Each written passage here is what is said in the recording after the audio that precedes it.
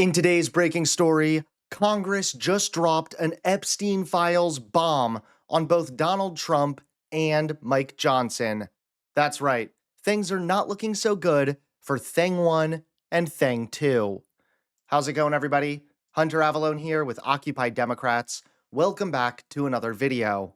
Now, Donald Trump is a disaster, and his economic policies are absolutely devastating, specifically for farmers. Farmers who, by the way, voted overwhelmingly in favor of Donald Trump. Talk to Northeast Ohio farmers like Portage County's Chuck Sayre, and you'll learn that there are two W's over which they have no control. Weather. We got a little dry in August, but weather-wise, we're still pretty good. And Washington. In the mood I'm in right now and how we see things, I'm glad the government shut down. I wish they would get out of the way. It's a frustration born out of a trade war with China, America's biggest buyer of soybeans, that began in 2018 when farmers like Sayre felt the initial hit. From 2013, our income is down over 50%. Though China cut back, they were still buying American soybeans. In this latest trade war, the China market has essentially been shut down. China has stopped purchases of soybeans, and this is a huge impact for our farmers because this is the biggest export economy for a lot of farmers, throughout the Midwest, especially in Ohio. That's driven down the price of soybeans, which means for farmers like Sayre, a loss on every seed that was planted this year. Every acre of soybean we grow this year, right now, we're losing $300 per acre. So over our little 1,000-acre farm of soybeans, that's $300,000 worth of loss. And what's even worse is Donald Trump's healthcare cuts can actually negatively impact small businesses as well. When you take them away, healthcare becomes unaffordable. I've been talking to people who run restaurants, who have small businesses, and they won't be able to keep their employees if they can't offer them healthcare. They'll go to work for some place where they can get health care. So the impact of these Affordable Care Act tax credits, and it's looming, it's imminent, because they end at the end of the year, and people are going to get the notices for what their health care is going to cost any day now.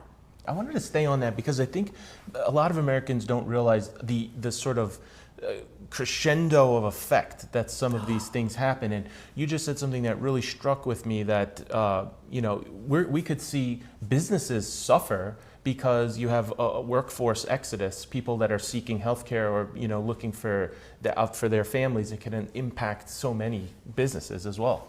Absolutely. So all of these devastating cuts to Americans' health care have ripple effects. And now Congress just dropped an Epstein files bomb on Trump and Johnson.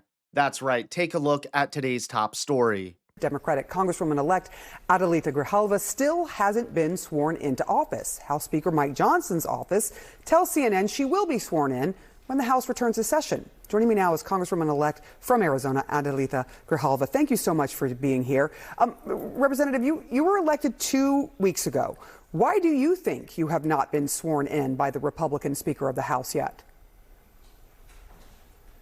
In general, I try not to be a conspiracy theorist. I'm like, okay, there has to be some plausible explanation. But in my case, this Speaker Johnson, has sworn in 3 other members of Congress that were elected in a special. And 2 of them were Republican, April 1st, and they were sworn in April 2nd in a pro forma session. And then we have a Representative Walkinshaw, a Democrat, sworn in about 3 weeks ago, elected on a Tuesday, sworn in less than 24 hours later on Wednesday. And there was a pro forma session. I was in DC, and now I hear, well, the next time that Congress is in session, we were scheduled to be in session September 29th, the 30th, those were canceled. And then we were scheduled to be in session on the 7th of October, those were also canceled.